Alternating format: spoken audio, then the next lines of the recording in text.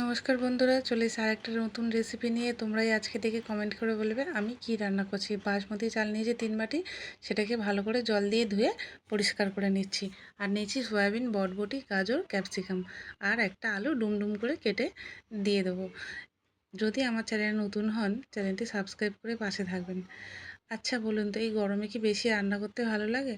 মাঝে মাঝে তো একটু ছাড় পেতেও ইচ্ছা হয়, তার জন্য এক পদেই যাতে হয়ে যায় সেই ব্যবস্থাই করা। দেখুন, আমি সমস্ত সবজিগুলো ছোট ছোট করে এইভাবে কেটে আমি গুছিয়ে নিয়েছি। নিয়ে এবারে কড়াইতে দিয়ে দিচ্ছি সাদা তেল।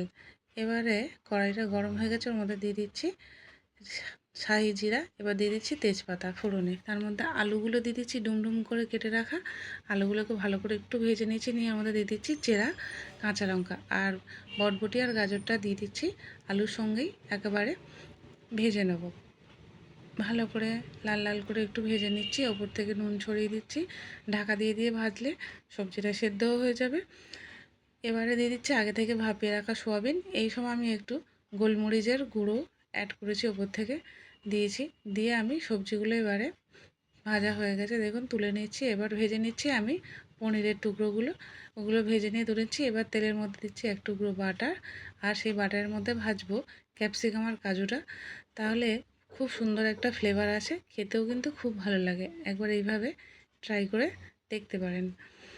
এবারে তার মধ্যেই দিয়ে দিচ্ছি আরেক টুকরো বাটার। বাটারটা আমি মেল্ট হয়ে গেলে ওর মধ্যে দিয়ে দিচ্ছি গরম মশলা গোটা, দারচিনি, এলাচ, লবঙ্গ। এবার ওর মধ্যে দিয়ে দেবো চালটা।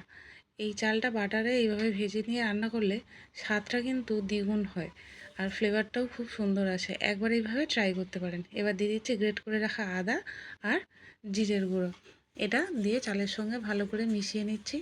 নিয়ে চালটা 2 থেকে 3 মিনিট নাড়াচাড়া করে নিচ্ছি। গ্যাসের আঁচটা মিডিয়ামে রাখবেন। এবারে জল দেবো। 3 বাটি চাল নিয়েছিলাম, 6 বাটি জল দিচ্ছি। জলটা দিয়ে দিয়ে গ্যাসের আঁচ কিন্তু একদম কমিয়ে দেবেন, দিয়ে ঢাকা দিয়ে দেবেন। 5 থেকে 7 মিনিট পরে ফিরে আসছি। দেখুন এইরকম অবস্থায় রয়েছে, জল রয়েছে 70%, চাল সিদ্ধ হয়ে গেছে। এবার একটু উপর থেকে নুন ছড়িয়ে দিয়েছি। আর আগে থেকে যে সবজিগুলো ভেজে রেখেছিলাম সেই সবজিগুলোও কিন্তু এবারে এর মধ্যে দিয়ে দিচ্ছি। ওপর থেকে দিয়ে চাপা দিয়ে দেবো। আরও 5 থেকে 7 মিনিট পরে ফিরে আসবো, দেখব চালটা কীরকম রেডি হয়েছে। দেখুন চলে এসেছি, ঢাকনা খুলে দেখাচ্ছি।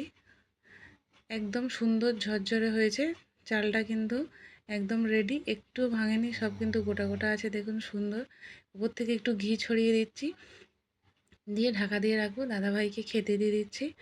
এক পদেই কিন্তু আজকে দিনটা চলে যাবে। ভিডিও